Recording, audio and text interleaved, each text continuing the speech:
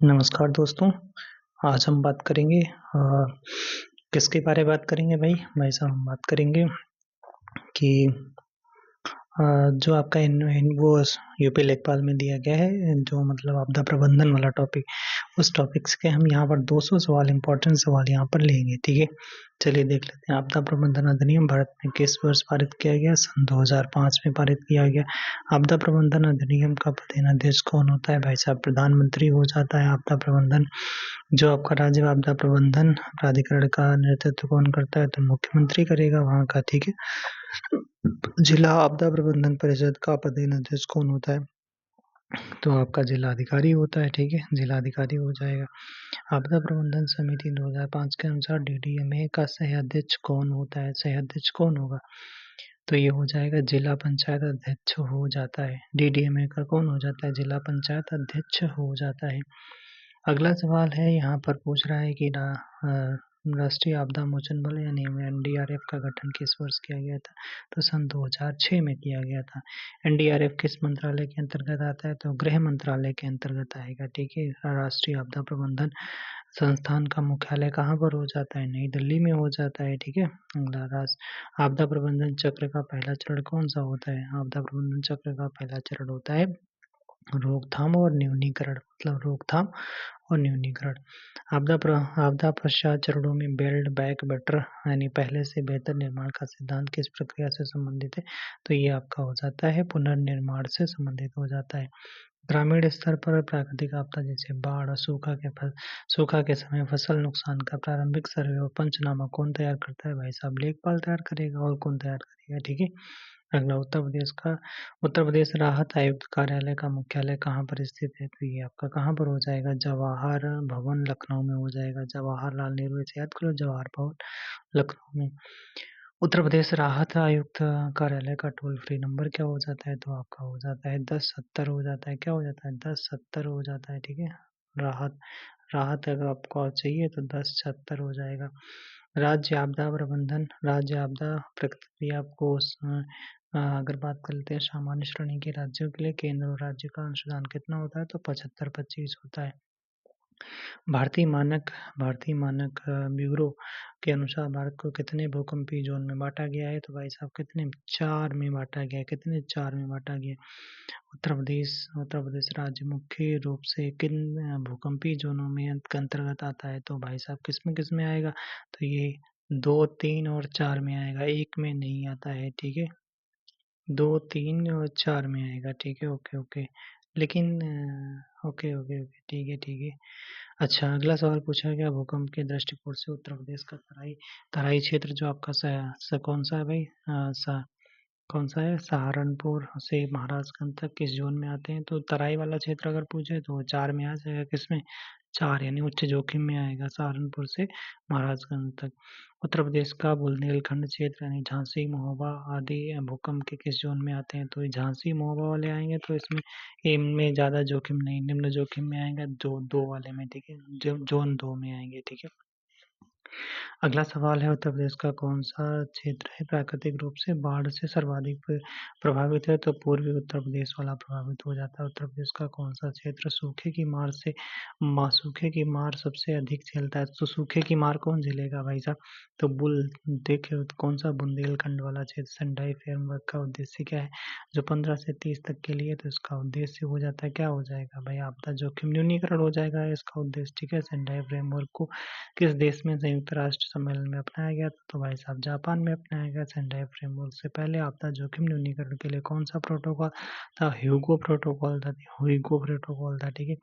हालिया आपदा प्रबंधन अधिनियम 2025 के तहत शहरों के लिए किस नए प्राधिकरण के गठन का बात किया गया है? तो यूडीएमए का बात किया गया है, ठीक है, यानी अर्बन वाला, ठीक है, अर्बन डिजास्टर मैनेजमेंट अथॉरिटी, ठीक है, यानी शहरी आपदा प्रबंधन प्राधिकरण। विश्व मौसम 2025 मिशन मौसम 2025 का मुख्य उद्देश्य क्या हो जाता है? तो मिशन मौसम 2025 का मुख्य उद्देश्य हो जाता है, क्या हो जाता है? एआई का उपयोग करके 7 दिन पहले सटीक मौसम चेतावनी देना भाई साहब, ठीक है। अच्छा, कौन सा? मिशन मौसम, ठीक है।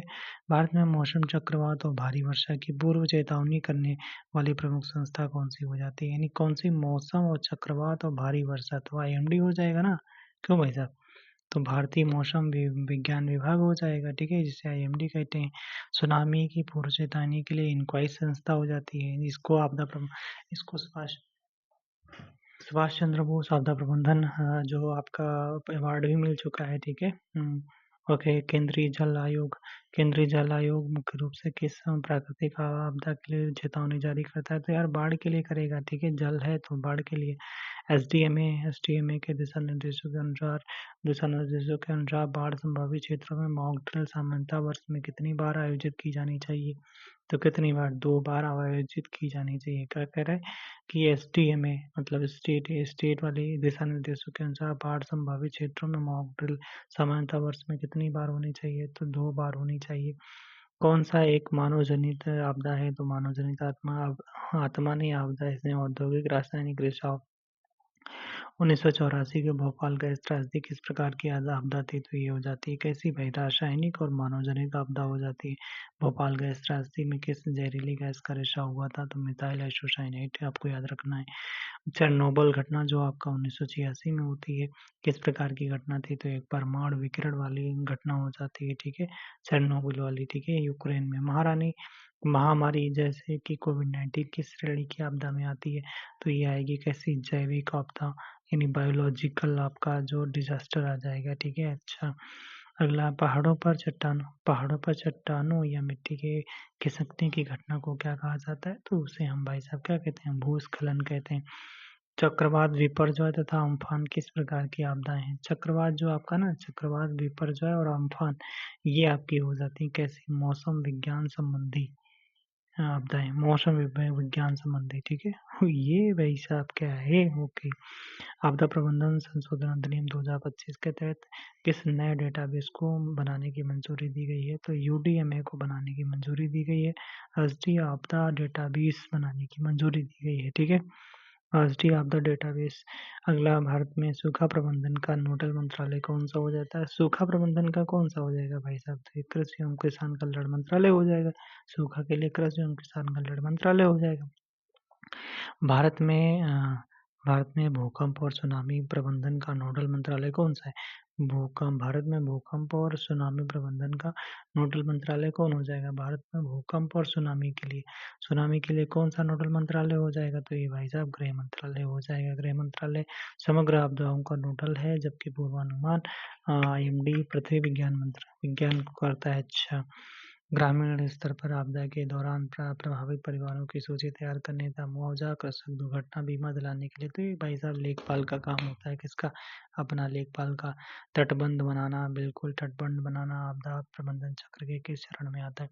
तटबंध बनाना तो मतलब रोकथाम और न्यूनीकरण करना, ठीक है। और भूकंप रोधी इमारतें बनाना किस रणनीति के अंतर्गत आता है? तो भूकंप रोधी जो आपका इमारतें बनाना ये आता है आपदा न्यूनीकरण से संबंधित है। आपदा के तुरंत बाद भोजन, पानी और अस्थायी आश्रय उपलब्ध कराना क्या कहा जाता है? तो इसे हम कहते हैं राहत और प्रतिक्रिया कहते हैं, रिलीफ और रिस्पॉन्स कहते हैं। बिल्कुल, प्रभावित क्षेत्रों को स्थायी आजीविका और नए आवास उपलब्ध कराना आपदा प्रबंधन के किस चरण में आता है? तो ये आता है पुनर्वास में आएगा। उत्तर प्रदेश के किन जिलों में घाघरा, राप्ती और गंडक नदियों के कारण सर्वाधिक बाढ़ आती है? तो ये भाई साहब किस में आएगी? आपकी आएगी देवरिया, गोरखपुर, बलिया में आएगी, ठीक है, बलिया में, ठीक है, बलिया, गंडक, ऐसे याद कर लो, राप्ती, ठीक है। गोरखपुर, देवरिया और बलिया में आती है। उत्तर प्रदेश के हीट वेव का सबसे अधिक प्रभाव किन क्षेत्रों में देखने को मिलता है? तो ये देखने को मिलता है किधर भाई साहब? देखने को बुंदेलखंड और पश्चिमी यूपी में देखने को मिलेगा, मथुरा आगरा बेल्ट वाले में। अच्छा, राज्य आपदा मोचन निधि का आपदा प्रबंधन अधिनियम 2025 की धारा के तहत स्थापित की गई है। मतलब एसडीआरएफ जो आपका मोचन विधि है, निधि है, इसका जो आपका धारा किस धारा 48(1) 48(a) के तहत की गई है। बच्चों के विशेष श्रेणी के क्षेत्रों जैसे पहाड़ी राज्यों के लिए एसडीआरएफ फंड में केंद्र और राज्य का 90-10 का रेशियो होता है। भारतीय मौसम विज्ञान विभाग का मुख्यालय कहाँ पर हो जाता है? तो नई दिल्ली में हो जाएगा भाई साहब। पूर्व चेतावनी से गाँव को अलर्ट करने, स्थानीय प्रशासन की मदद करने वाले सबसे जमीनी राजस्व अधिकारी कौन होते हैं? वही अपने भैया लेखपाल होता है, और कौन होगा, ठीक है। चलिए दोस्तों आगे देख लेते हैं अगला।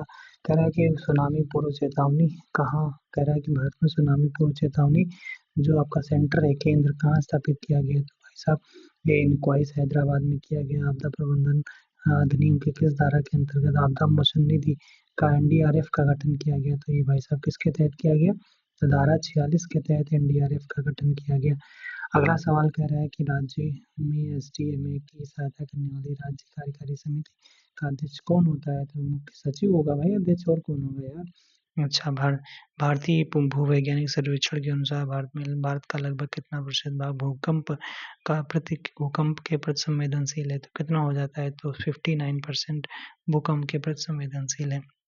भारत के लगभग कितने प्रतिशत तटरेखा चक्रवातों तथा सुनामी के प्रति संवेदनशील है? तो कितनी तटरेखा? 8% जो है तटरेखा, वो भाई साहब आपकी कितनी है? 8% जो है, 8%, ठीक है, 8% है ना, 8% वो आपकी केवल किससे संबंधित है? तटरेखा चक्रवातों और सुनामी के प्रति संवेदनशील है। ओके। जैविक आपदाओं या महामारियों के प्रबंधन के लिए भारत सरकार का कौन सा नोडल मंत्रालय हो जाता है? तो ये स्वास्थ्य एवं परिवार कल्याण मंत्रालय हो जाता है। रासायनिक एवं औद्योगिक आपदाओं के लिए केंद्र सरकार का नोडल मंत्रालय कौन सा हो जाता है? रासायनिक और औद्योगिक आपदाओं के लिए तो ये हो जाता है कौन सा? पर्यावरण वन एवं जलवायु परिवर्तन मंत्रालय हो जाएगा, ठीक है।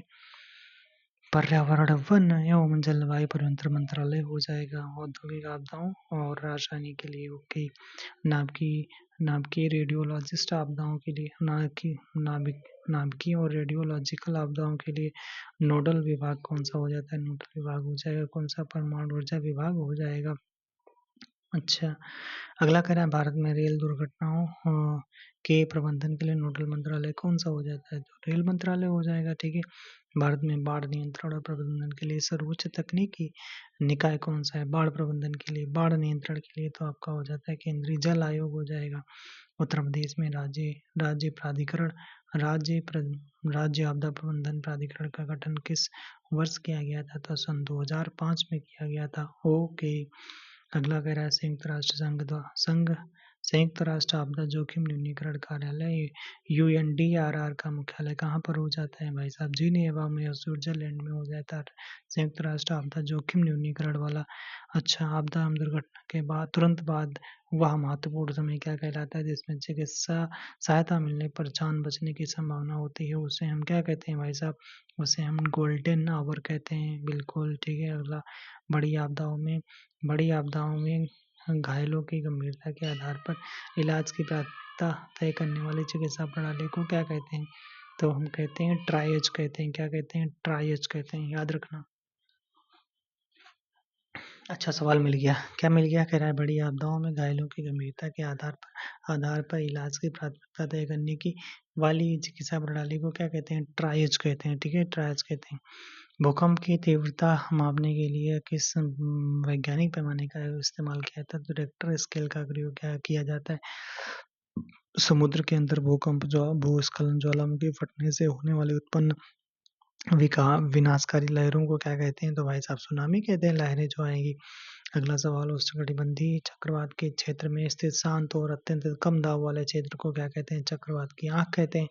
अगला है चांद अटलांटिक महासागर और पूर्वी प्रशांत महासागर में आने वाले उष्णकटिबंधीय चक्रवातों को हम किस नाम से जानते हैं? हरिकेन नाम से। अटलांटिक और पूर्वी प्रशांत महासागर, ठीक है, ओके।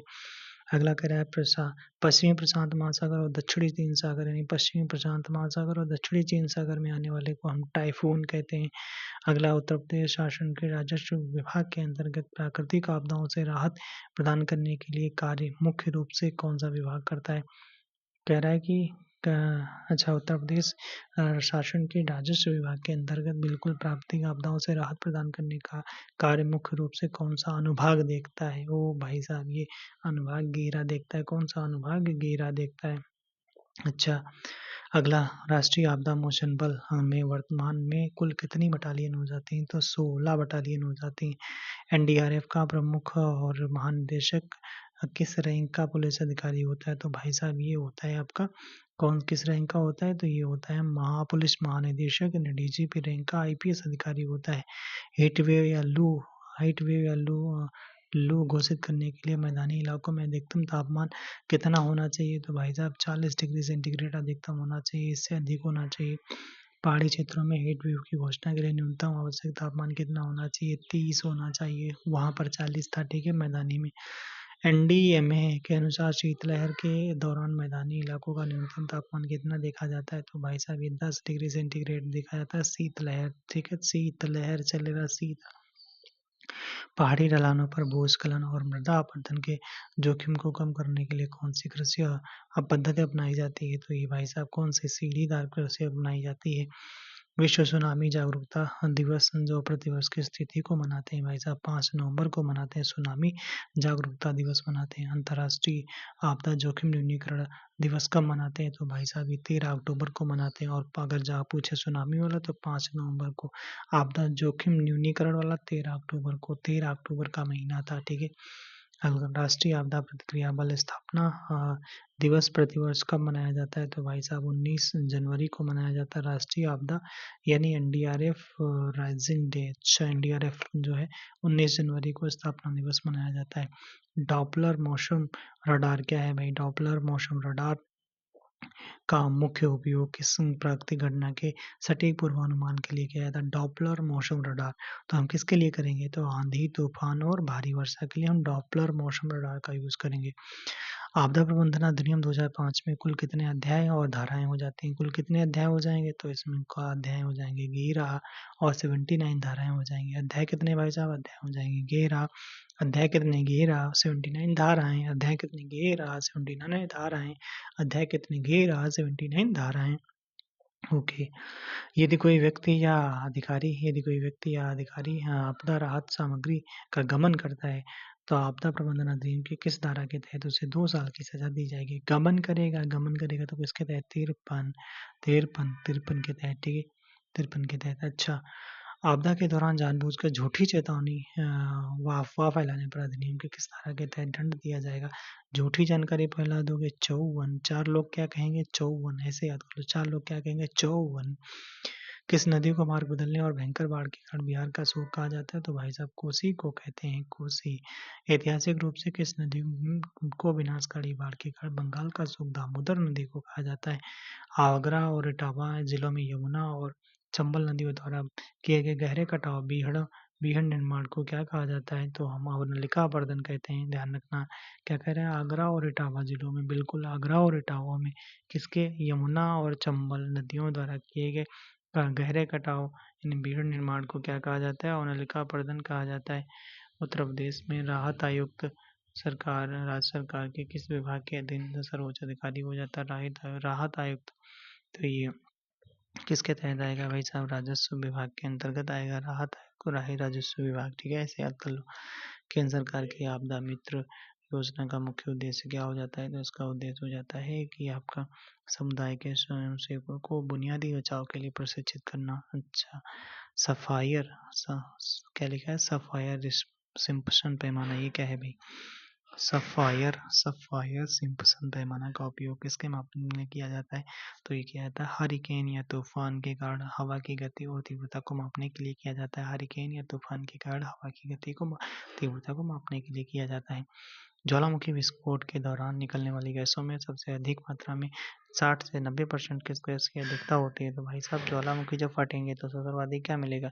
जल वाष्प, वाटर वेपर निकलते हैं।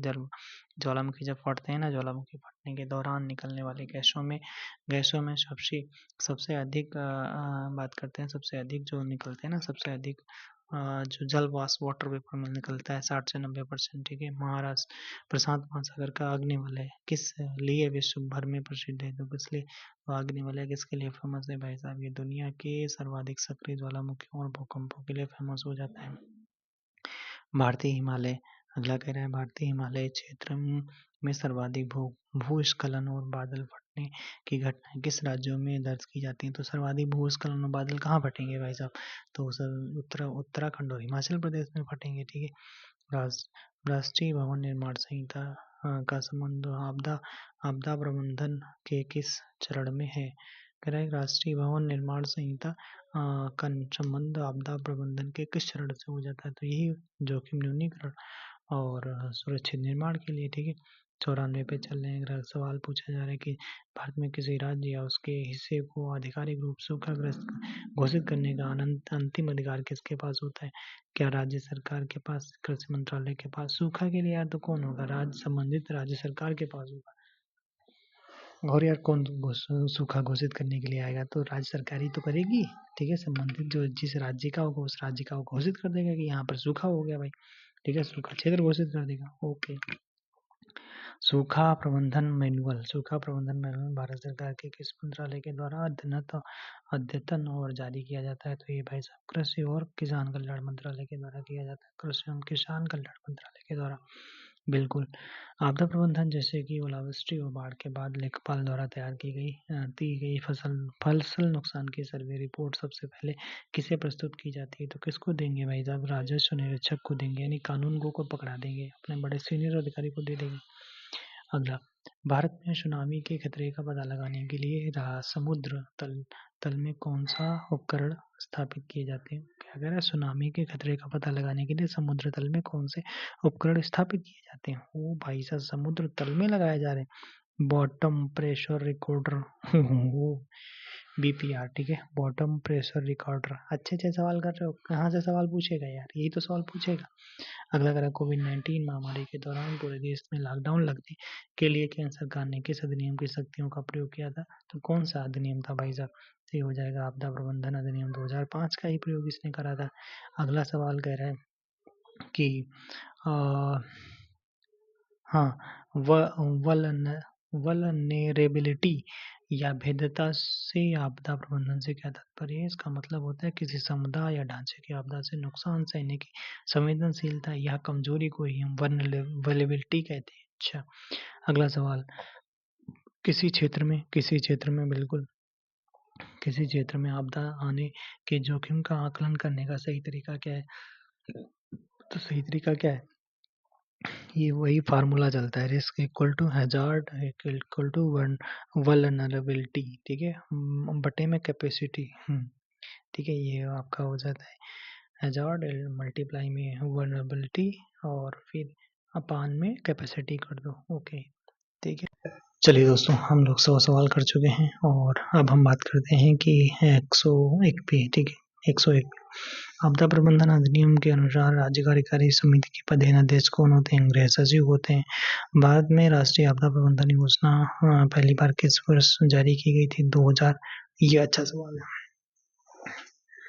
क्या रहा है? कह रहा है कि राष्ट्रीय आपदा प्रबंधन योजना एनडीएमपी किस वर्ष पहली बार जारी की गई थी? 2016। प्रधानमंत्री द्वारा आपदा जोखिम न्यूनीकरण के लिए 10 सूत्रीय एजेंडा किस वर्ष प्रस्तुत किया? 2016। मौसम विज्ञान विभाग द्वारा अत्यधिक खराब मौसम तथा संभावित खतरे के लिए कौन सा कलर अलर्ट किया जाता है? तो रेड अलर्ट। सॉरी। अगला, एएमडी द्वारा ऑरेंज अलर्ट का सटीक संदेश क्या हो जाता है? ऑरेंज अलर्ट है तो कहता है कि बी प्रिपेयर्ड, मतलब तैयार रहो, तैयारी रहे। ठीक है, आकाशीय बिजली की पूर्व चेतावनी के लिए कृषि पृथ्वी विज्ञान मंत्रालय द्वारा कौन सा मोबाइल ऐप लॉन्च करा गया? दामिनी। हो दामिनी बिजली। आकाशीय बिजली की पूर्व चेतावनी के लिए। ठीक है, और किसने लॉन्च करा है? पृथ्वी विज्ञान मंत्रालय ने। क्या नाम रखा है? दामिनी। दशक का अंतर्राष्ट्रीय आपदा प्रबंधन न्यूनीकरण संयुक्त राष्ट्र द्वारा किस दशक को घोषित किया गया था? तो ये 1990 से 99 को दशक का अंतर्राष्ट्रीय प्राकृतिक आपदा न्यूनीकरण जो आपका दशक घोषित करा गया था 1990 से 1999। ठीक है, उत्तर प्रदेश में बाढ़ नियंत्रण परिषद का अध्यक्ष कौन होता है? तो भाई साहब मुख्यमंत्री होगा। बाढ़ की बात है, मुख्यमंत्री खुद वो करेगा। ठीक है, अच्छा। अगला कह रहा है कि भूकंप का वह बिंदु पृथ्वी के अंदर जहां से ऊर्जा तरंगे उत्पन्न होती हैं क्या कहलाता है? ऊर्जा तरंगे निकलेंगी तो फोकस या हाइपोसेंटर कहते हैं। क्या कहते हैं? फोकस या हाइपोसेंटर, फोकस या हाइपोसेंटर, फोकस या हाइपोसेंटर। ठीक है, पृथ्वी की सतह पर भूकंप के केंद्र के ठीक ऊपर स्थित बिंदु को क्या कहते हैं? तो कह रहा है कि पृथ्वी की सतह पर भूकंप के भूकंप का केंद्र के ठीक ऊपर, मतलब ये केंद्र है, इसके ठीक ऊपर वाला भाग तो हम क्या कहेंगे, अधिकेंद्र कहेंगे। ठीक है। अच्छा, किस प्रकार की भूकंपीय तरंगें सबसे अधिक विनाशकारी होती हैं? तो सतही तरंगें होती हैं। कौन सी? सतही तरंगें होती हैं। कौन सी होती हैं भाई साहब? सतही तरंगें होती हैं, जिन्हें हम क्या बोलते हैं? एलवीओ। एलवीओ, ठीक है। एलवीओ मतलब लव व्यू। भूकंपीय तरंगों को रिकॉर्ड करने वाले उपकरण को क्या कहते हैं? भूकंपीय तरंगों को हम तो सिस्मोग्राफ कहते हैं। क्या कहते हैं? सिस्मोग्राफ। राज्य आपदा मोचन बल का गठन कब किया गया था? 2014 में किया गया था। अच्छा, राज्य आपदा स्टेट डिजास्टर रिस्पांस फोर्स, अच्छा, मोचन बल का गठन 2014 में किया गया था यूपी में।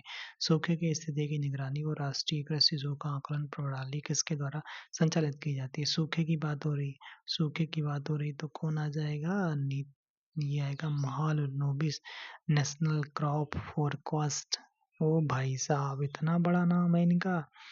कह रहा है कि सूखे की स्थिति की निगरानी और राष्ट्रीय कृषि सूखा आकलन किसके द्वारा संचालित किया जाता है? तो Mahalanobis national crop forest centre के द्वारा किया जाता है। ओके। अगला कह रहा है कि बाढ़ की पूर्व चेतावनी के लिए केंद्रीय जल आयोग ने किस तकनीकी कंपनी के सहयोग से का फ्लड वॉच वेब लॉन्च करा है? ओ भाई साहब, ये भी कम नहीं है जल आयोग वाले। ये कहते हैं हम भी लॉन्च कर देंगे। क्या लॉन्च करा इन्होंने? Flood watch. फ्लड वॉच किसके सहयोग से? गूगल की सहयोग से। ओके। पहाड़ी क्षेत्रों में बादल फटने की घटना के लिए वर्षा की न्यूनतम दर कितनी होनी चाहिए? तो ये भाई साहब कितनी? 100 mm पर घंटा से अधिक होनी चाहिए। इतनी वर्षा हो जाए 1 घंटे में, ठीक है, इससे ज़्यादा। ह्यूगो फ्रेमवर्क 2005 से 15 के लिए अपनाया गया था। 2005 से 15 के लिए। अच्छा, आपदा राहत कोष से दी जाने वाली अनुग्रह राशि आपदा में मृत्यु होने पर वर्तमान में कितनी तय करी गई है? तो 4 लाख रुपए। ध्यान रखना, आपदा राहत कोष से दी जाने वाली अनुग्रह राशि आपदा में मृत्यु होने पर वर्तमान में कितनी तय करी गई? 4 लाख रुपए। ये नहीं लपक के 5 लाख लगा दो, नहीं, 4 लाख, 4 लाख, 4 लाख, 4 लाख, ठीक है। अगला, आपदा में पक्के मकान के पूर्ण रूप से नष्ट होने पर मैदानी क्षेत्रों में कितनी सहायता राशि दी जाती है? पक्का मकान है, बिल्कुल नष्ट हो गया, 1,20,000 दे दो, बस काम खत्म। ठीक है। ओके। लेखपाल द्वारा प्राकृतिक आपदा से फसल का कम से कम कितने प्रतिशत नुकसान होने पर सहायता राशि की संस्तुति की जाती है? मतलब कितना परसेंट? तो मिनिमम जो है 33% से अधिक अगर है आपका नुकसान तब मिलेगा। ठीक है। ऐसे नहीं कि 10% नुकसान हुआ, लाओ सर हमको भी दे दो, नहीं मिलेगा। 33% होगा तभी मिलेगा। ठीक है। उससे अधिक मिलेगा, उससे अधिक है नुकसान हुआ तभी मिलेगा। भारत में चक्रवातों का नामकरण किस संगठन के दिशा निर्देशों के तहत किया जाता है? तो किसके तहत? तो ये विश्व मौसम विज्ञान संगठन के तहत किया जाता है। शहरी बाढ़ का सबसे प्रमुख कारण क्या माना जाता है? तो ये माना जाता है अनियोजित शहरी और जल निकासी का अभाव। तभी तो आएंगे यार, बाढ़ आएगी शहर में। ठीक है। ओके। एनडीए में दिशा निर्देशों के अनुसार हीट वेव प्रबंधन योजना तैयार करने की जिम्मेदारी प्राथमिक रूप से किसकी है? तो किसकी होगी? कह रहा है कि एनडीए के अनुसार हीट वेव प्रबंधन योजना तैयार करने की जिम्मेदारी मुख्य रूप से किसकी है? तो यह राज्य एवं जिला प्रशासन की हो जाए। किसकी? राज्य एवं जिला प्रशासन की हो जाए। किसकी? राज्य एवं जिला प्रशासन की हो जाएगी। ठीक है। ओके। लू, हीट वेव। हीट वेव से बचने के लिए मानव शरीर में किस गंभीर स्थिति को रोकना सबसे आवश्यक है? कह रहे हैं लू से बचने के लिए तो डिहाइड्रेशन, निर्जलीकरण को रोक लो, काम खत्म। ठीक है। निर्जलीकरण को रोक लो, काम खत्म। ठीक है। ओके। किसी औद्योगिक कारखाने के अंदर ऑन साइट इमरजेंसी प्लान के लिए कानूनी रूप से कौन जिम्मेदार होता है? कह रहा है कि कोई औद्योगिक कारखाने के अंदर ऑन साइट इमरजेंसी प्लान के लिए कानूनी रूप से कौन सा जिम्मेदार होता है? कारखाने का प्रबंधक या मालिक ही जिम्मेदार होता है, और कौन होगा? अच्छा, औद्योगिक दुर्घटना जैसे गैस रिसाव के दौरान कारखाने के बाहर ऑफ साइट इमरजेंसी प्लान लागू करने का दायित्व किसका होता है? तो किसका होगा? जिलाधिकारी का होगा। ठीक है। डीएम का होगा। अगला, कौन सा रोग जनित महामारी का उदाहरण है जो अक्सर बाढ़ के बाद फैलता है? बाढ़ के बाद कौन फैलेगा? हैजा फैलता है। हैजा। भारत में परमाणु आपदा प्रबंधन के लिए किस तकनीक विशेष प्रबंधन के लिए किस तकनीकी विशेषता कौन चलो दोस्तों आगे चलते हैं। कह रहा है कि भारत में परमाणु आपदा जो आती है ना के प्रबंधन के लिए विशेषज्ञता कौन सा संस्थान प्रदान करता है? तो भाभा परमाणु अनुसंधान केंद्र प्रदान करता है भाई साहब। ठीक है, मजा आ जाएगी। अगला, भूकंपीय जोन जो है अत्यधिक जोखिम में भारत का कौन सा क्षेत्र मुख्य रूप से? अच्छा, जोन 5 में कौन आएगा? जोन 5 में आएंगे कौन? पूर्वोत्तर राज्य और कच्छ का रन आएगा। अच्छा, अगला सवाल है 200 सवाल में, तो उसके बाद और थोड़े कर लेंगे। दिल्ली राष्ट्रीय राजधानी क्षेत्र भूकंप के किस जोन में आता है भाई साहब? जोन किस में आएगा? 4 में आएगा, उच्च जोखिम। केदारनाथ त्रासदी 2023 मुख्य रूप से किस घटना का परिणाम थी? बादल फटना और चोराबारी झील का टूटना। चोराबारी झील, ओके। अगला कह रहा है कि कम्युनिटी फर्स्ट रिस्पांस की अवधारणा आपदा प्रबंधन के किस सिद्धांत पर कार्य करती है? तो समुदाय की सक्रिय भागीदारी और क्षमता निर्माण। बिल्डिंग कोड यानी भवन निर्माण संहिता का कड़ाई से पालन करना और आपदा प्रबंधन के किस उपाय के अंतर्गत आता है? तो भाई साहब संरचनात्मक न्यूनीकरण, बिल्कुल। ओके, स्ट्रक्चरल मिटिगेशन, ठीक है। आपदा मित्र योजना के तहत समुदाय के स्वयंसेवकों को बुनियादी बचाव के लिए, ये अच्छा सवाल है। कह रहे हैं आपदा मित्र योजना के तहत समुदाय के स्वयंसेवकों को बुनियादी बचाव के लिए सामान्यतः कितने दिन का प्रशिक्षण दिया जाता है? तो 12 दिन का दिया जाता है। ठीक है, 12 दिन याद रखना। 4 लाख रुपए याद रखना। ठीक है, 4 लाख रुपए, 12 दिन याद रखना, 2 बार मीटिंग याद रखना, इसी तरीके। ठीक है, समीक्षा के लिए वो ऊपर पढ़ रहे थे ना। वनाग्नि के जोखिम को कम करने के लिए कौन सा सबसे कारगर माना जाता है? वनाग्नि के लिए वनों में आग ना लगे तो ये हो जाता है पाइन नीडल्स यानी सूखी पत्तियों को हटाना और फायर लाइन बनाना। ठीक है, ओके भाई साहब। अगला कह रहा है कि भारत में फॉरेस्ट फायर अलार्म सिस्टम किसके द्वारा विकसित और संचालित किया जाता है? तो फॉरेस्ट फायर अलार्म सिस्टम किसके द्वारा विकसित और संचालित किया जाता है? भारतीय वन सर्वेक्षण के देहरादून के द्वारा किया जाता है। ओके। आपदा के समय आपातकालीन संचार के लिए किस तकनीक का उपयोग सबसे सुरक्षित माना जाता है? तो विशेष कर आपदा के समय आपातकालीन संरचना के लिए किस तकनीक का उपयोग सबसे अधिक सुरक्षित माना जाता है? आपदा के समय आपातकालीन, तो कौन सी? तो हैम रेडियो और सैटेलाइट फ़ोन। ठीक है, यही सुरक्षित माना जाता है। अगला कह रहे हैं अंतरिक्ष या उपग्रह सैटेलाइट का उपयोग करके आपदाओं की निगरानी और मानचित्रण भारत का कौन सा संगठन करता है? तो इसरो करेगा। और कौन करेगा यार भाई? इसरो और एनआरएसई करेगा। ओके। एनडीआरएफ की बटालियनों में किस केंद्रीय सशस्त्र बल के जवान शामिल होते हैं? तो भाई साहब ये सभी के होते हैं ना, बीएसएफ, सीआरपीएफ और सीआईएसएफ, आईटीबीपी, एसएसबी के सभी से होते हैं। ठीक है, सभी से होते हैं। सूखे के दौरान मवेशियों को चारा पानी उपलब्ध कराने के लिए बनाए जाने वाले अस्थायी आश्रय स्थल को क्या कहा जाता है? तो उसे हम चारा छावनी कहते हैं। क्या कहते हैं? कैटल कैंप कहते हैं। क्या? चारा छावनी भाई साहब कहते हैं। ठीक है, ओके।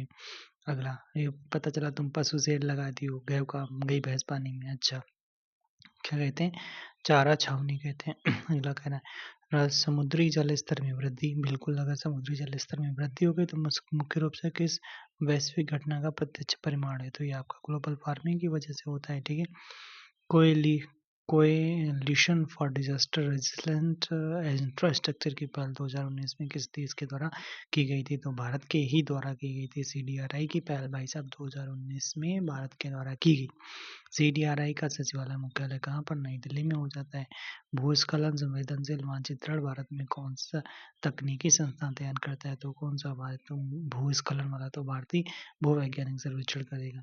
देश में गंभीर आपदाओं की स्थिति में मंत्रालयों के बीच समन्वय स्थापित करने वाली राष्ट्रीय क्राइसिस मैनेजमेंट कमेटी एनसीएमसी, राष्ट्रीय क्राइसिस मैनेजमेंट कमेटी का अध्यक्ष कौन होता है? तो भाई साहब कैबिनेट सचिव होगा। ठीक है, आईएएस लेवल का अधिकारी होता है, मजाक नहीं। कौन सा? कैबिनेट सचिव होता है। ठीक है, ओके। अगला कह रहा है आपदा के दौरान मृत शरीरों का सुरक्षित और सम्मानजनक निपटान सुनिश्चित करने के लिए जिम्मेदारी जिला प्रशासन की किस समिति की होती है? तो कौन सी समिति होगी? स्वास्थ्य एवं स्वच्छता समिति की होती है। स्वास्थ्य एवं स्वच्छता समिति की होती है, जिम्मेदारी होती है। ठीक है, आपदा रिकवरी चरण में बिल्ड एंड बेटर की अवधारणा पहली किस अंतर्राष्ट्रीय समझौते में की गई थी? तो ये सेंडाई फ्रेमवर्क में की गई थी। कह रहा है बिल्ड बैक बेटर, जो पहल की गई ना वो सेंडाई फ्रेमवर्क में की गई। ओके भाई साहब।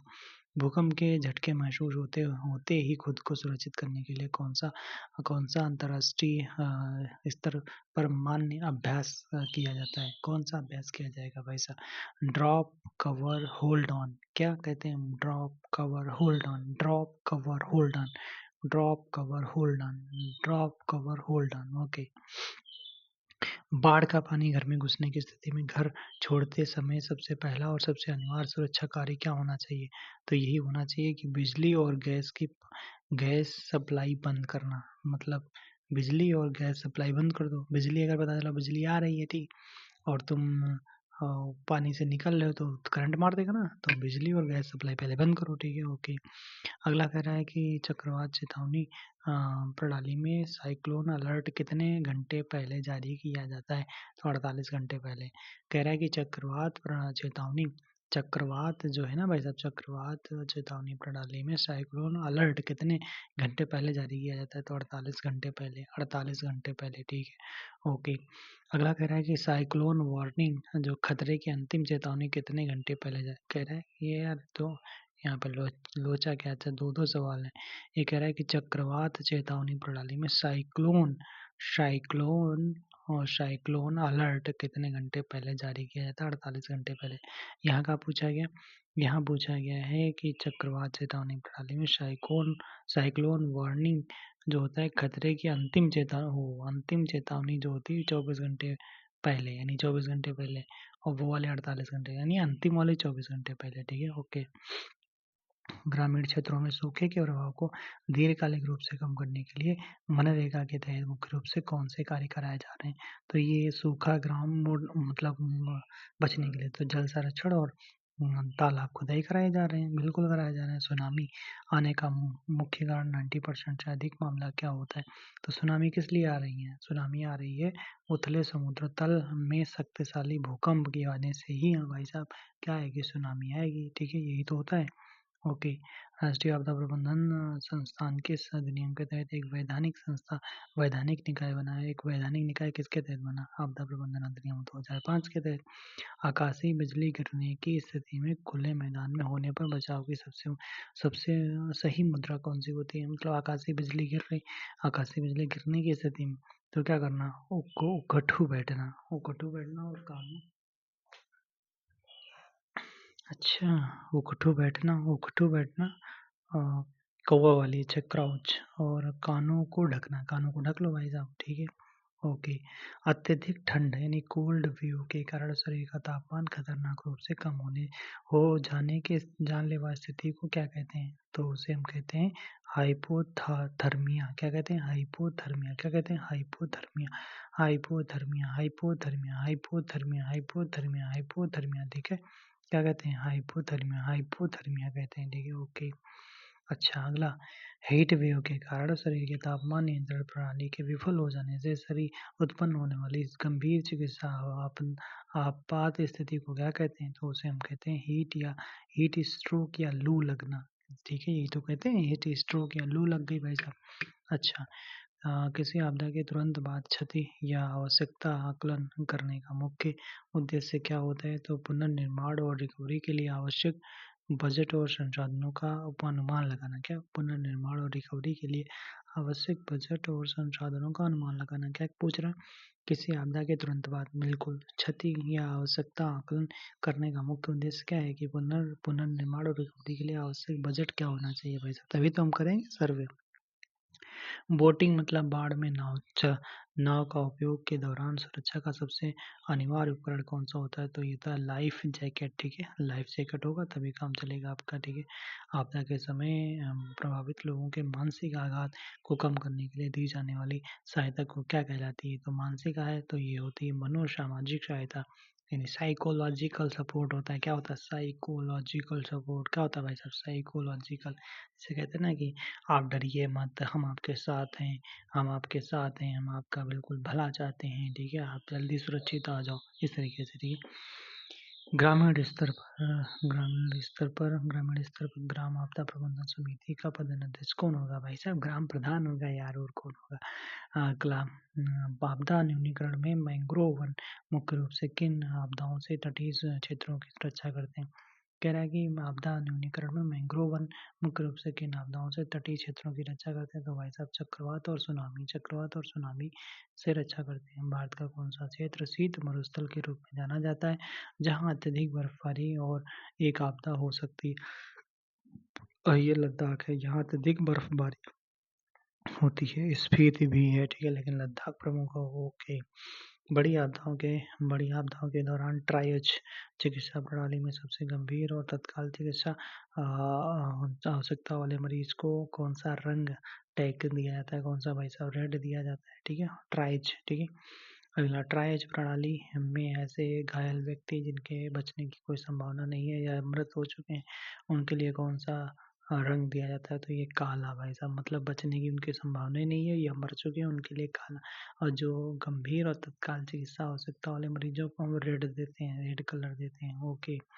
लेखपाल, ये तो यार सवाल हमने पढ़े नहीं थे, ठीक है, आज पढ़ रहे हैं सारे के सारे, ठीक है। लेखपाल द्वारा आपदा राहत कार्य में कृषकों की भूमि का सत्यापन किस प्रमुख राजस्व रिकॉर्ड से किया जाता है? खतौनी और खसरा से किया जाता है। आपदा आपदा शब्द मूल रूप से किस भाषा के शब्द डिजास्ट्रो से लिया गया? तो लैटिन भाषा और फ्रेंच से लिया गया।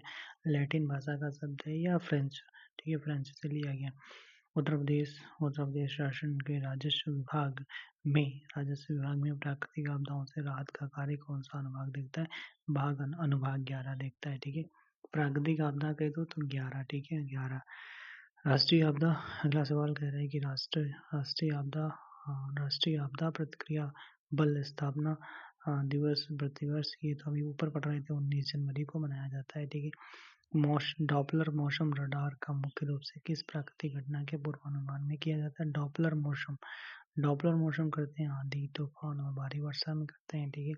आपदा के दौरान जानबूझकर चेतावनी या अफवाह फैला देंगे तो क्या होगा? 1 साल का जेल हो जाएगा और धारा 54 के तहत लगेगा भैया जुर्माना।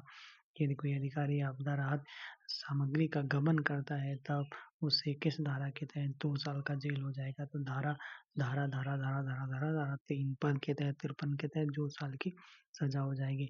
अगला करें, उत्तर प्रदेश के आगरा और इटावा जिलों में यमुना और चंबल नदियों द्वारा किए गए गहरे कटाव यानी बीहड़ को मुख्य रूप से क्या कहा जाता है? तो लिखा वर्धन कहा जाता है। कहाँ पर? आगरा और कहाँ पर भाई साहब? आगरा और इटावा, ठीक है। केंद्र सरकार की आपदा मित्र योजना का मुख्य लक्ष्य क्या हो जाता है? तो हो जाता है समुदाय के स्वयं सेवकों को आपदा बचाव के लिए प्रशिक्षित करना, ठीक है, 12 दिन की ट्रेनिंग देना। ओके। सफायर सफायर सिम्पशन पैमाना क्या है? का उपयोग किसके मापने में? सफायर सिम्पशन पैमाना, तो ये मजाक थोड़ी ना। सफायर सिम्पशन पैमाना हरिकेन चक्रवात के कारण हवा की गति और तीव्रता को मापने के लिए सिम्पशन पैमाना। अगला कह रहा है कि ज्वालामुखी विस्फोट के दौरान निकलने वाली गैसों में सबसे अधिक जो 60 से 90% होती है ज्वालामुखी, तो जलवाष्प वाटर वेपर होता है भाई साहब। अगला सवाल कह रहा है कि प्रशांत महासागर का अग्निवलय किस लिए फेमस हो जाता है? दुनिया के सर्वाधिक सक्रिय ज्वालामुखी और भूकंपों के लिए जाना जाता है। भारत में किसी राज्य को आधिकारिक रूप से सूखाग्रस्त घोषित करने का अंतिम अधिकार किसका है? संबंधित राज्य सरकार का हो जाएगा। और किसका हो जाएगा? अगला सवाल, सूखा प्रबंधन मैनुअल भारत सरकार के किस मंत्रालय द्वारा जारी किया जाता है? तो कृषि एवं किसान कल्याण मंत्रालय के द्वारा जारी किया जाता है। प्राकृतिक आपदा के बाद लेखपाल द्वारा तैयार की गई फसल नुकसान की रिपोर्ट सबसे पहले किसे? तो कानून गो को भाई साहब, कानून गो को, राजस्व निरीक्षक यानी कानून गो को देंगे। अगला कह रहा है कि कोविड-19 के दौरान देश भर में लॉकडाउन लागू करने और दिशा निर्देश जारी करने के लिए केंद्र सरकार ने किस अधिनियम का प्रयोग किया था? तो लॉकडाउन के आपदा प्रबंधन अधिनियम 2005 का प्रयोग करा था।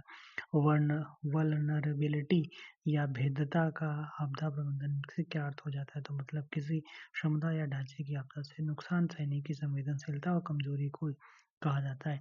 आपदा जोखिम का आकलन करने का सही तरीका, वैज्ञानिक तरीका क्या है? तो ये हो जाता है risk equal to hazard good vulnerability upon capacity, ठीक है, बटे में कैपेसिटी करो और हजार्ड गुणे वल्नरेबिलिटी कर दो, ठीक है। स्वर्णिम घंटा चिकित्सा सिद्धांत में गंभीर रूप से घायल व्यक्ति को कितने समय के भीतर चिकित्सा मिलनी चाहिए? तो भाई साहब 1 घंटे के अंदर ही, उसे गोल्डन आवर कहते हैं ना, वही तो बस।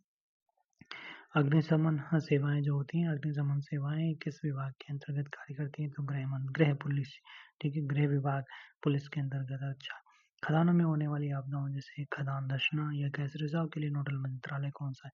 तो कौन सा? कोयला एवं खान मंत्रालय हो जाएगा भाई, तो कोयला एवं खान मंत्रालय। हिमस्खलन से बचने के लिए बर्फ में दबे व्यक्ति या स्थान खोजने के लिए किस उपकरण का प्रयोग किया जाता है? तो ये भाई साहब किसका? एवलांच ट्रांस ट्रांसीवर ट्रांससीवर मतलब क्या है? मतलब हिमस्खलन हो गया, ठीक है।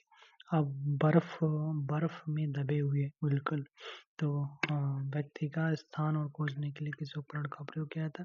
तो ये करते हैं एवलांच ट्रांससीवर का प्रयोग करते हैं। अच्छा, अगला कह रहा है कि राष्ट्रीय भवन निर्माण संहिता का मुख्य उद्देश्य आपदा प्रबंधन के लिए किस चरण को मजबूत करना है? तो जोखिम न्यूनीकरण और सुरक्षा निर्माण करो ना भाई, सुरक्षित निर्माण। किस नदी को बिहार का सूख तो कोसी नदी को कहते हैं, बाढ़ आती है। अगला कह रहा है कि ऐतिहासिक रूप से किस नदी को विनाशकारी बाढ़ बंगाल का दामोदर नदी को कहते हैं? मिशन जीरो कैजुअलिटी, भाई साहब क्या है मिशन जीरो कैजुअलिटी का लक्ष्य भारत सरकार द्वारा मुख्य रूप से किस प्राकृतिक आपदा के संदर्भ में रखा गया है? तो चक्रवात के संदर्भ में रखा गया है। बाढ़ के मैदानों में भवन निर्माण कार्यों पर रोक लगाना किस प्रकार का आपदा न्यूनीकरण उपाय है? तो ये भाई साहब गैर संरचनात्मक मतलब नॉन स्ट्रक्चरल मतलब बाढ़ वाले इलाके में तुमको नहीं बनाना चाहिए भवन निर्माण, ठीक है, नहीं तो बह जाएगा।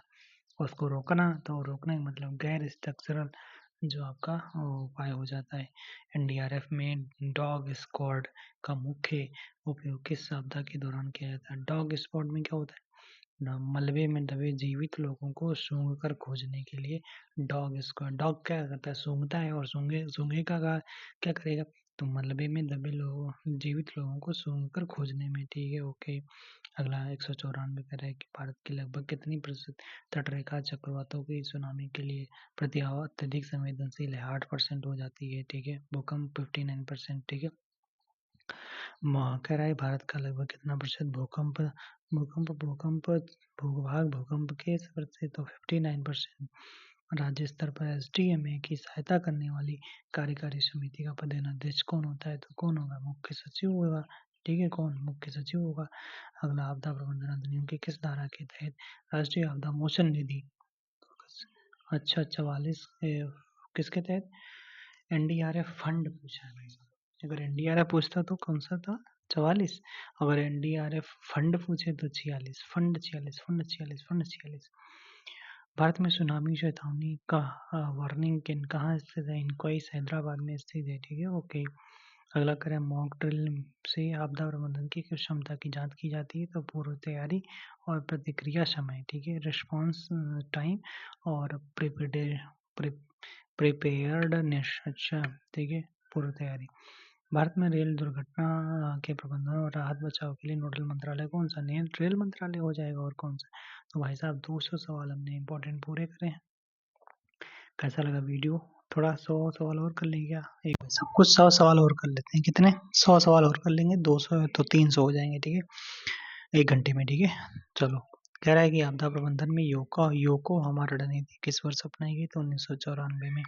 ग्लोबल असेसमेंट रिपोर्ट और ऑन डिजास्टर रिस्पांस रिडक्शन कौन सी संस्था जारी करती है? तो यूएनडीआरआर मतलब संयुक्त राष्ट्र आपदा जोखिम न्यूनीकरण कार्यालय, ठीक है, जिनेवा हेडक्वार्टर में इसका। अगला कह रहा है कि विश्व मौसम विज्ञान संगठन का मुख्यालय कहाँ पर? जिनेवा में हो जाता है। मौसम विज्ञान जो वैश्विक चक्रवात की चेतावनी का समन्वय करता है। भारत में राष्ट्रीय चक्रवात जोखिम समन्वय परियोजना किस अंतर्राष्ट्रीय संस्था की वित्तीय सहायता से चलाई जा रही? तो भाई साहब विश्व बैंक दे रहा है पैसा, ठीक है, ओके। अगला कह रहा है कि आईएमडी की स्थापना कब होती है? तो 1875 में हो जाती है। सुनामी मूल रूप से किस भाषा का? तो जापानी भाषा का है, जिसका अर्थ क्या? बंदरगाह की लहरें हो जाता है। कह रहा है कि भूकंपी तरंगे पी तरंगे किस प्रकार की तरंगे होती हैं? तो भाई साहब अनुदैर्ध्य तरंगे होती हैं। पी तरंगे जो होती है ना, अनुदैर्ध्य तरंगे होती हैं, ठीक है। अच्छा, पृथ्वी की आंतरिक सतह में वह क्षेत्र जहाँ कोई भी भूकंपीय तरंग दर्ज नहीं होती क्या कहलाता है? उसे हम शैडो ज़ोन कहते हैं। क्या कहते हैं भाई साहब? शैडो ज़ोन कहते हैं। क्या कहते हैं? शैडो ज़ोन कहते हैं। क्या कहते हैं? जहाँ पर कोई भी भूकंपीय तरंगें नोटिस नहीं की जाती हैं, दर्ज नहीं की जाती हैं, वहाँ पर शैडो ज़ोन उसे कहा जाता है। ज्वालामुखी विस्फोट से निकलने वाली ठोस चट्टानी टुकड़ों और राख राख के मिश्रण को क्या कहते हैं भाई? टेफ्रा कहते हैं। ओह! मज़ा आ गया भाई साहब। अब इसमें मैग्मा भी है, लावा भी है। अब तुमको क्या लगेगा कि ये तो लावा होगा। अरे लावा नहीं है यार। लावा जब अंदर होता है, जब वो बाहर आता है मैग्मा होता है। और फिर क्या पूछा है कि ठोस चट्टानी टुकड़ों और राख के मिश्रण को पूछ रहा है। टेफ्रा कहते हैं, टेफ्रा टेफ्रा। ओके। बाढ़ उत्तर प्रदेश के किस जिले में बाढ़ और सूखा दोनों की दोहरी समस्या अक्सर देखी जाती है? ये अच्छा सवाल है भाई साहब। बाढ़ और सूखा दोनों आते हैं तो कहाँ पर? मिर्जापुर में आते हैं। CBRN आपदाओं का पूर्ण रूप क्या हो जाता है? तो इसका हो जाता है chemical, B for biological, radiological और न्यूक्लियर हो जाता है। केमिकल, बायोलॉजिकल, रेडियोलॉजिकल और न्यूक्लियर। भारत में रेडियोलॉजिकल इमरजेंसी विकिरण के दौरान प्रारंभिक चेतावनी प्रणाली का प्रबंधन कौन करेगा? तो परमाणु ऊर्जा विभाग करेगा। और कौन करेगा? परमाणु ऊर्जा नियामक बोर्ड करेगा। NDMA के वर्तमान 25-26 दिशा निर्देशों के अनुसार हीट एक्शन प्लान में मुख्य रूप से प्राथमिकता दी गई है किसे? तो कमजोर वर्गों और आउटडोर श्रमिकों को दी गई है। अच्छा, भारत का कौन सा राज्य भूस्खलन और बाढ़ दोनों से सर्वाधिक प्रभावित रहता है? तो भाई साहब कौन सा? असम वाला क्षेत्र है। असम वाला क्षेत्र कौन सा भाई साहब? असम वाला क्षेत्र हो जाता है। ओके। अगला कह रहा है कि एवलांच हिमस्खलन के जोखिम को मापने के लिए किस स्केल का उपयोग किया जाता है? तो एवलांच डेंजर स्केल का प्रयोग किया जाता है। इसको तो अभी ऊपर भी पढ़ रहे थे ना, एवलांच डेंजर स्केल जो हिमस्खलन को जोखिम को मापने के लिए प्रयोग किया जाता है। टार्नेडो यानी बवंडर, टार्नेडो बवंडर की तीव्रता मापने के लिए किस पैमाने का बवंडर आ गया है? तो फजीता स्केल। ये कौन सा है यार? बवंडर में फजीहत हो जाती है ना, बवंडर में फजीहत हो जाती है। तो बवंडर में फजीहत हो जाती है। फजीता स्केल, ठीक है। फजीता स्केल, ठीक है। फजीता स्केल, अच्छा। भारत में आपदा प्रबंधन नीति किस वर्ष स्वीकृत की गई थी? 2009 में की गई। आपदा प्रबंधन नीति किस वर्ष स्वीकृत की गई थी? 2009 में। आपदा प्रबंधन अधिनियम 2005 की किस धारा के तहत राष्ट्रीय आपदा प्रबंधन प्राधिकरण NDMA का गठन किया गया? तो भाई साहब धारा 3 के तहत NDMA का गठन किया गया। ओके। अगला सवाल है आपदा प्रबंधन अधिनियम की किस धारा के तहत राज्य आपदा प्रबंधन प्राधिकरण का गठन किया गया? धारा 14। जिला स्तर जिला स्तर यानी DDMA का गठन किस धारा के तहत? धारा 25 के तहत। केंद्रीय जल आयोग का मुख्यालय कहाँ पर? नई दिल्ली में हो जाता है। तो आपका पूछे अगर DDMA का गठन धारा 25 के तहत, SDMA का गठन धारा 14 के तहत और NDMA का गठन धारा 3 के तहत किया गया। अच्छा, अगला कह रहा है कि CWC द्वारा भारत में बाढ़ पूर्वानुमान के कुल कितने स्टेशन स्थापित किए गए हैं? लगभग 300 से अधिक स्थापित करे गए हैं। ओके। अगला सवाल कह रहा है अभी, क्या कह रहा है भाई साहब? महामारी रोग अधिनियम मूल रूप से भारत में किस वर्ष लागू हुआ था? 1897 में लागू हुआ था। बायो टेररिज्म यानी जैविक आतंकवाद किस श्रेणी की आपदा के अंतर्गत आएगा? तो ये आएगा किसके अंतर्गत? ये आएगा मानव जनित आपदा के अंतर्गत। आपदा के दौरान जन संचार के लिए सबसे विश्वसनीय माध्यम किसे माना जाता है? Radio transistor. इसमें बिजली और इंटरनेट की जरूरत कम होती है। रेडियो ट्रांजिस्टर, बिल्कुल। कैपेसिटी बिल्डिंग यानी क्षमता निर्माण आपदा प्रबंधन चक्र के किस चरण का हिस्सा है? तो ये पूर्व तैयारी, बिल्कुल। भूकंप के दौरान पैनकेक कोलैप्स क्या होता है? बहुमंजिला इमारतों की छतों का एक के ऊपर एक गिर जाना। ओ, पैनकेक कोलैप्स। अच्छा, क्या कह रहा है? बहुमंजिला इमारतों की छतों का एक के ऊपर एक गिर जाना, उसे हम कहते हैं पैनकेक कोलैप्स कहते हैं। अच्छा, क्राउड मैनेजमेंट यानी भीड़ प्रबंधन मुख्य रूप से किस प्रकार का आपदा को रोकने के लिए आवश्यक है? तो भगदड़ को, ठीक है, भगदड़ को। अगला कह रहा है धार्मिक मेलों जैसे कुंभ में भगदड़ को रोकने के लिए दिशा निर्देश कौन जारी करता है? NDMA, ठीक है। डिजास्टर रिस्क इंडेक्स में किन दो मुख्य कारकों का गुणा किया जाता है? ये भी पूछा गया, देखो। तो खतरा हैजार्ड और वल्नरेबिलिटी का गुणा किया जाता है और कैपेसिटी से भाग करा जाता है, ठीक है। याद रखना। ओके, अगला सवाल, आर्टिफिशियल इंटेलिजेंस का उपयोग करके आपदा पूर्व चेतावनी के लिए भारत सरकार ने मिशन मौसम का बजट लगभग कितना तय करा है? तो 2000 करोड़ रुपए। हो भाई साहब। अच्छा, बाढ़ नियंत्रण अधिनियम किस वर्ष लागू किया गया था? उत्तर प्रदेश में बाढ़ नियंत्रण अधिनियम 1976 में। बाढ़ के दौरान जल शुद्धिकरण के लिए सबसे अधिक किस रसायन का प्रयोग किया जाता है? पोटेशियम परमैंगनेट और क्लोरीन का किया जाता है।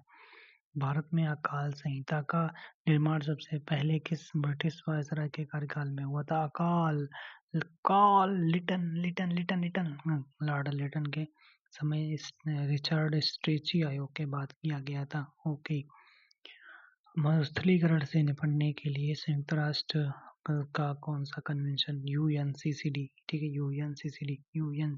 यूएनसीसीडी मतलब United Nation Convention to Combat desertification. ठीक है, अगला कह रहा है चर्चा में रहा ग्लोबल लेक आउटबस्ट किस राज्य में प्रमुख आपदा का कारण बना है? तो ये सिक्किम, तीस्ता नदी। ठीक है, ग्लेशियर लेक आउटबस्ट जो है किस राज्य में प्रमुख आपदा का कारण बना? तो सिक्किम और तीस्ता नदी। ठीक है, अगला, ग्लेशियर लेक आउटबस्ट फ्लड का मुख्य कारण क्या है? हिमनद झीलों के तटबंधों का टूटना। एनवायरमेंट इम्पैक्ट असेसमेंट भारत में किस अधिनियम के तहत अनिवार्य किया गया है? तो आपदा प्रबंधन अधिनियम, पर्यावरण अधिनियम 1986। क्या करा? एनवायरमेंट इम्पैक्ट असेसमेंट भारत में किस अधिनियम के तहत अनिवार्य किया गया? तो ये किया गया पर्यावरण अधिनियम 1986 के तहत। मॉक ड्रिल आयोजित करने की प्राथमिक जिम्मेदारी किसकी होती है? तो संबंधित संस्था और जिला आपदा प्रबंधन। ठीक है, उत्तर प्रदेश के तराई क्षेत्र में कौन सी बीमारी जैविक महामारी का अक्सर रूप ले लेती है? तो ये हो जाती है जापानी इंसेफेलाइटिस। अच्छा, उत्तर प्रदेश के तराई क्षेत्र में सबसे ज्यादा क्या होती है? जापानी इंसेफेलाइटिस होती है, जिसे दिमागी बुखार कहते हैं। सुनामी कहाँ थी? तराई क्षेत्र में, ध्यान रखना। ठीक है, सुनामी लहरों की गति गहरे समुद्र में कैसी होती है? कैसी होगी भाई साहब? तो कैसी होगी? तो ये भाई साहब कैसी होती है? तो ये होती है, 1 मिनट। अरे भाई, कैसी होती है? तो ये होती है, हाँ बहुत होती है ना, अक्सर 700 से 800 किलोमीटर पर घंटा होती है। ठीक है, कह रहा है सुनामी लहरों की गति पहले समुद्र में कैसी होती है? गहरे समुद्र में कैसी होती है? तो 700 से 800 किलोमीटर पर घंटा। अगला कह रहा है कि सुनामी सुनामी जो है ना, क्यों भाई साहब सुनामी? कह रहा है कि हाँ, भारत में तटीय राज्य में चक्रवातों का खतरा सांख्यिकीय रूप से सबसे अधिक किसके अब है? तो ये चक्रवात उड़ीसा लगाओ। ठीक है, अल नीनो मौसम परिघटना का भारत के मानसून पर क्या प्रभाव पड़ता है? मानसून कमजोर हो जाता है और सूखे का खतरा बढ़ता है। ठीक है, लालिना क्या है? लालिना वर्षा लाता है। भारत के मानसून पर क्या प्रभाव पड़ता है? मानसून सामान्य से बेहतर अधिक वर्षा होती है, लालिना। ठीक है, और अल नीनो जो है भाई वो सूखा लाती है। ठीक है, एनडीआरएफ के जवानों की पहचान उनकी वर्दी के किस विशिष्ट रंग से होती है? तो नारंगी रंग उनका होता है भाई साहब, एनडीआरएफ का। ठीक है, अच्छा, एनडीआरएफ की प्रत्येक बटालियन में लगभग कितनी कर्मी होते हैं? तो कितने होंगे? 1149 कर्मी होते हैं। ठीक है, 1149 कर्मी होते हैं। भारत में खदान दुर्घटनाओं और से बचाव के लिए नेतृत्व करने वाली कौन सी संस्था है? तो खान सुरक्षा महानिदेशालय हो जाता है। ठीक है, खान सुरक्षा महानिदेशालय। अगला कह रहा है भारत आपदा प्रभावित क्षेत्रों में ड्रोन का उपयोग मुख्य रूप से किस कार्य के लिए किया जाता है? तो ये त्वरित सर्वेक्षण, मानचित्रण और राहत सामग्री गिराने के लिए होता है। बिल्कुल। स्पेस स्पेस एप्लीकेशन सेंटर जो आपदा प्रबंधन में सैटेलाइट डेटा देता है, कहाँ स्थित है? तो स्पेस एप्लीकेशन सेंटर है अहमदाबाद में। ठीक है, अहमदाबाद कहाँ? गुजरात में। भूकंप के कारण मिट्टी के तरल पदार्थ की तरह बहने या धंसने की घटना को वैज्ञानिक भाषा में क्या कहते हैं? सॉइल लिक्विफेक्शन कहते हैं। अच्छा, मृदा ध्रुवीकरण कहते हैं। भूकंप के कारण मिट्टी के तरल पदार्थ की तरह बहने या धंसने की घटना को क्या कहते हैं? सॉइल सॉइल सॉइल सॉइल क्या कहते हैं? सॉइल लिक्विफेक्शन कहते हैं। अगला, फ्लैश कह रहा है कि फ्लैश फ्लैश फ्लड सामान्यतः कितने समय के भीतर अचानक आने वाली बाढ़ को कहते हैं? तो 6 घंटे से कम समय में आती है, उसे हम कहते हैं फ्लैश फ्लड कहते हैं। ओके, अच्छा, उत्तर प्रदेश में मृदा अपरदन रोकने के लिए सबसे प्रभावी कृषि तकनीक कौन सी है? समोच्च खेती, समोच्च रेखीय जुताई, ठीक है। कॉन्टोर फ्लंगिंग मतलब समोच्च खेत रेखीय जुताई करो तो मृदा अपरदन कम होगा। विश्व विश्व स्वास्थ्य संगठन के अनुसार महामारी परिभाषा क्या है? तो कई देशों या महाद्वीपों में फैली बीमारी। आपदा प्रबंधन में triple triple line of defence का पहला स्तर कौन सा होता है? तो ये होता है प्रभावित समुदाय या स्थानीय लोग, ठीक है, यही होता है। आपदा मित्र योजना के तहत प्रशिक्षित स्वयंसेवकों का कौन सा किट प्रदान की जाती है? अच्छा, आपदा मित्र योजना के तहत प्रशिक्षित जो लोग होते हैं ना, तो उनको कौन सी किट दी जाती है? तो इमरजेंसी रिस्पॉन्स किट दी जाती है। दामिनी ऐप क्या है? ये बिजली आकाशीय बिजली बताएगी। कह रहा है कि दामिनी जो आकाशीय बिजली की चेतावनी देता है, बिजली गिरने से लगभग कितने समय पहले अलर्ट भेजता है? तो 30 से 45 मिनट पहले भेजता है। 30 से 45 मिनट पहले भेज देता है। ओ भाई साहब, लेकिन कुछ लेट कर रहा है, ठीक है। भारत में नाव दुर्घटनाओं के लिए सुरक्षा सुरक्षा दिशा निर्देश कौन जारी करता है? तो कौन? अंतर्देशीय जलमार्ग प्राधिकरण जारी करेगा, ठीक है। नाव दुर्घटनाओं के लिए सुरक्षा दिशा निर्देश कौन जारी करता है? अंतर्देशीय जलमार्ग प्राधिकरण करता है। किसी भवन में भूकंप रोधी बनाने के लिए न्यू में किस तकनीक का उपयोग किया जाता है? तो 20 आइसोलेशन का किया जाता है। ओके। अच्छा, कोल्ड व्यू के दौरान किसानों को फसलों के पाले से बचाने के लिए क्या सलाह दी जाती है? खेत में हल्की सिंचाई करना और धुआं करना। धुआं कर दो, ठीक है। कोल्ड अगर मतलब कोल्ड व्यू शीतलहर चल रही है तो कोल्ड व्यू से बचाने के लिए धुआं करो और खेत में हल्की सिंचाई करना, ठीक है। मेघालय और चेरापूंजी में भारी बारिश के बावजूद अक्सर पानी की कमी क्यों हो जाती है? जो एक धीमी आपदा है, तो किसकी वजह से? मिट्टी की जल धारण क्षमता कम होना और ढलान के कारण पानी का बह जाना। अच्छा, किसी रासायनिक कारखाने में रिसाव होने पर हवा की विपरीत दिशा में भागने की सलाह क्यों दी जाती है? तो मतलब कोई रासायनिक का कारखाना है, बिल्कुल, और हवा जिधर चले उसके विपरीत तुम भागो, ठीक है। तो क्योंकि जहरीली गैसें हवा की दिशा में फैलती हैं, बिल्कुल हवा की जिधर चलेगी उधर ही तो हवा जाएगी, मतलब जहरीली गैस जाएगी। ओके। विशाखापट्टनम गैस त्रासदी 2020 में किस गैस का रिसाव हुआ था? तो स्टाइरीन गैस का हुआ था। ये भाई साहब 2020 की बहुत घटना मतलब बहुत भयंकर हुई थी, ठीक है। सार्स और मर्स सार्स और मर्स किस प्रकार की आपदाओं के उदाहरण हैं? तो ये होता है वायरस जनित, ठीक है। बायोलॉजिकल वायरस जनित, ठीक है। बायोलॉजिकल होते हैं, वायरस जनित। सार्स CoV-2 ऐसे नहीं, कोविड-19 का तो चला था। उत्तर प्रदेश के किस जिले में NDRF का क्षेत्रीय मुख्यालय 11वीं बटालियन स्थित है? तो वाराणसी में, याद रखना इसको।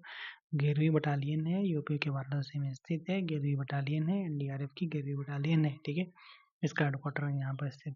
सशस्त्र बल विशेषाधिकार अधिनियम का आपदा प्रबंधन से क्या संबंध है? तो ये हो जाता है इसका आपदा प्रबंधन से कोई सीधा संबंध नहीं है। अच्छा, सशस्त्र बल विशेषाधिकार अधिनियम, ओके।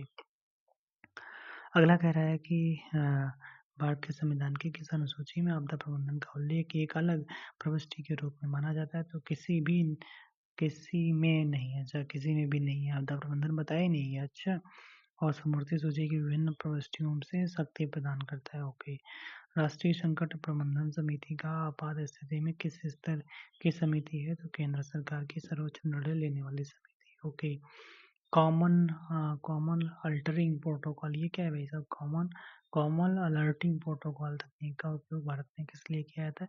तो किया जाता है मोबाइल फोन पर एक साथ लाखों लोगों को आपदा अलर्ट भेजने के लिए कॉमन अलर्टिंग प्रोटोकॉल का प्रयोग किया जाता है। ओ भाई, भूकंप के मलबे में दबे जीवितों की तलाश के लिए किस प्रकार के विशेष रडार का प्रयोग किया जाता है? तो ग्राउंड पेनिट्रेटिंग रडार का, ठीक है। ग्राउंड पेनिट्रेटिंग रडार का प्रयोग करते हैं। सर्च एंड रेस्क्यू ऑपरेशन में सोनार का उपयोग कहाँ किया जाता है? तो सोनार का उपयोग पानी के अंदर बाढ़ या डूबे हुए जहाजों की तलाश में किया जाता है। सोनार सर्च एंड रेस्क्यू में, ठीक है। बाढ़ के समय सांप काटने की घटनाएं बढ़ जाती हैं और इसके लिए प्राथमिक उपचार में क्या नहीं करना चाहिए? तो जहर चूसकर निकालना या चीरा लगाना यह खतरनाक है। अच्छा, ये नहीं करना चाहिए। मतलब कह रहा है कि बाढ़ के समय सांप काटने की घटनाएं बढ़ जाती हैं, इसके लिए प्राथमिक उपचार में क्या नहीं करना चाहिए? तो जहर चूस कर और निकालना या चीरा लगाना या खतरनाक है। ओ भाई साहब। अच्छा, आपदा प्रबंधन अधिनियम की धारा 12 के तहत विस्थापित व्यक्तियों के लिए न्यूनतम राहत मानक कौन तय करता है? एनडीएमए तय करेगा। और कौन तय करेगा? भूकंप के कारण होने वाली आग फायर को बुझाने में सबसे बड़ी चुनौती क्या होती है? भूकंप के कारण अगर आग लग गई, उत्पन्न होने वाली आग को बुझाने में सबसे बड़ी चुनौती क्या होती है? पानी की लाइनों का टूट जाना और रास्तों का बाधित हो जाना। ठीक है। अच्छा, जंगल की आग के मुख्य 3 घटक कौन से होते हैं? तो ईंधन होता है, ऑक्सीजन होती है और गर्मी होती है। यही तो होते हैं। ठीक है। अच्छा, क्राउड सोर्सिंग का उपयोग आपदा प्रबंधन में किस लिए किया जाता है? तो ये होता है कि भीड़ के लिए। ठीक है। आम जनता के माध्यम से वास्तविक समय की जानकारी और डेटा एकत्र करना। ठीक है। Crowd sourcing. ओके। भारत में उत्तर प्रदेश में आपदा जोखिम न्यूनीकरण के लिए स्कूली पाठ्यक्रम में आपदा प्रबंधन किस कक्षा से शामिल किया गया है? तो ये 8वीं से के भूगोल और सामाजिक विज्ञान पाठ्यक्रम में शामिल किया गया, 8वीं से। ठीक है। एनडीएमए ने भारत में नाभिकीय और रेडियोलॉजिकल आपातकाल से निपटने के लिए कितने दिशा निर्देश जारी किए हैं? विस्तृत दिशा निर्देश 2009 में। कह रहा है कितने विस्तृत दिशा निर्देश 2009 में जारी किए? Okay okay okay. अगला, समुद्री तेल रिसाव किस प्रकार की आपदा है? तो ये पारिस्थितिकी और मानव जनित है। ठीक है। कैसी है? ये भाई सब पारिस्थितिकी और मानव जनित है। समुद्री तेल रिसाव को साफ करने के लिए अल्जेपर नामक बैक्टीरिया का विकास भारत ने किया। किसने किया है? तो ये टेरी ने किया है। किसने? TERI. The emergency and response institute ने करी है। ठीक है। भारत में चक्रवातों के नामकरण के लिए उत्तर हिंद महासागर के क्षेत्र में कितने देश पैनल में शामिल है? तो ये 13 देश आ जाते हैं। ठीक है। और रेड क्रॉस अंतर्राष्ट्रीय समिति का मुख्य कार्य आपदा प्रबंधन में क्या है? तो युद्ध और आपदाओं के दौरान, युद्ध हो रहा है और आपदाओं के दौरान चिकित्सा और मानवीय राहत प्रदान करना। उत्तर प्रदेश के किस जिले में यमुना नदी की बाढ़ के कारण सर्वाधिक नुकसान उठाना पड़ता है? आगरा और मथुरा में होता है। ठीक है। अर्ली वार्निंग सिस्टम जो है, पूर्व अर्ली वार्निंग सिस्टम पूर्व चेतावनी प्रणाली के कितने प्रमुख घटक होते हैं? तो भाई 4। कौन से? जोखिम ज्ञान, निगरानी और संचार, प्रतिक्रिया क्षमता। भारत में भारत में राष्ट्रीय आपदा राहत बल का आदर्श वाक्य क्या है? तो आपदा सेवा सर्वत्र सदैव सर्वत्र। आपदा सेवा सर्वत्र, आपदा सेवा सदैव सर्वत्र। आपदा के समय महिलाओं, बच्चों और दिव्यांगों पर विशेष ध्यान देना आपदा के किस सिद्धांत के अंतर्गत आता है? और समावेशी और भेद्यता आधारित दृष्टिकोण। ठीक है। अच्छा, बिल्डिंग कोड का उल्लंघन करके बनाई गई संरचनाओं को क्या कहा जाता है? तो ये कहा जाता है गैर इंजीनियरिंग संरचनाएं कहा जाता है। बिल्डिंग कोड का उल्लंघन करके बनाई गई संरचनाओं को क्या कहते हैं? गैर इंजीनियरिंग संरचनाएं। सूखा को मापने के लिए मौसम विज्ञान किस सूचना किस सूचकांक का प्रयोग करता है? तो सूखा को मापने के लिए तो ये मानकीकृत वर्षा सूचकांक का प्रयोग करता है। जो कि कोशी नदी नेपाल में निकलकर भारत के किस राज्य में बाढ़ लाती है? तो भाई साहब बिहार में लाती है। ब्रह्मपुत्र नदी के उफान के कारण भारत का कौन सा राज्य हर साल बाढ़ का सामना करता है? असम करता है। ठीक है। भूस्खलन को रोकने के लिए ढलानों पर रिटेनिंग वॉल यानी प्रतिधारक दीवार का निर्माण किस प्रकार का उपाय है? तो ये संरचनात्मक इंजीनियरिंग उपाय हो जाता है। तो जस्ट अभी ऊपर भी हम पढ़े थे इसको। जलवायु परिवर्तन से भविष्य में किस प्रकार की आपदाओं की आवृत्ति और तीव्रता बढ़ने की अधिक संभावना है? तो भाई साहब क्या? चरम मौसम घटनाएं। ठीक है। जैसे चक्रवात, हीट वेव, भारी वर्षा हो सकती है। सिल्वी पास्चर क्या होता है? सिल्वी पास्चर तकनीक का उपयोग किन आपदाओं के प्रभाव को कम करने के लिए किया जाता है? सूखा और भूक्षरण। ठीक है। अगला सवाल कह रहा है कि एनडीएमए के अनुसार स्कूल शिक्षा नीति का मुख्य उद्देश्य क्या है? तो स्कूली बच्चों को आपदाओं से सुरक्षित और उनमें जागरूकता बढ़ाना। देखिए, माइक्रो माइक्रोजोनेशन तकनीक का उपयोग किस आपदा के सटीक जोखिम मूल्यांकन के लिए किया जाता है? तो भूकंप के लिए क्या होता है? बड़े शहरों को छोटे छोटे भूकंपी जोन में बांटना, वही होता है माइक्रो जोनेशन। अच्छा, जोन में बांटना। ओके। टिड्डी दल का हमला की कृषि के लिए किस प्रकार की आपदा से संबंधित है? तो ये जैविक और कीट आपदा से संबंधित है। भारत में टिड्डी चेतावनी संग्रहालय का मुख्यालय कहाँ पर है? तो फरीदाबाद मुख्यालय है और जोधपुर क्षेत्रीय कार्यालय। फरीदाबाद कहाँ, हरियाणा? बिल्कुल, मैंने टिड्डी चेतावनी जो है फरीदाबाद में भैया इसका हेडक्वार्टर है। हो भाई साहब, ठीक है, फरीदाबाद में इसका हेडक्वार्टर हो जाता है।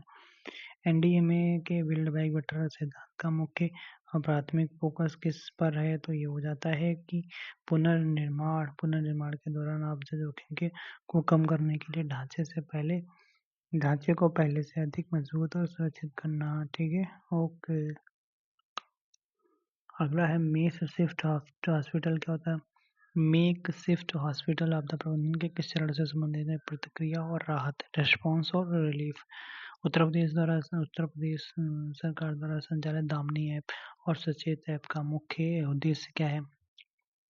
तो प्राकृतिक आपदाओं, विशेष उपकर आकाशीय बिजली और मौसम की पूर्व चेतावनी नागरिकों तक पहुंचाना, ये हो जाता है। ठीक है, तो ओके भाई दोस्तों, फिर मिलेंगे नेक्स्ट वीडियो में। कैसा लगा वीडियो? हम लोग ये गए हैं, आप कितने सवाल करें? 300 कर लिए। ओके भाई।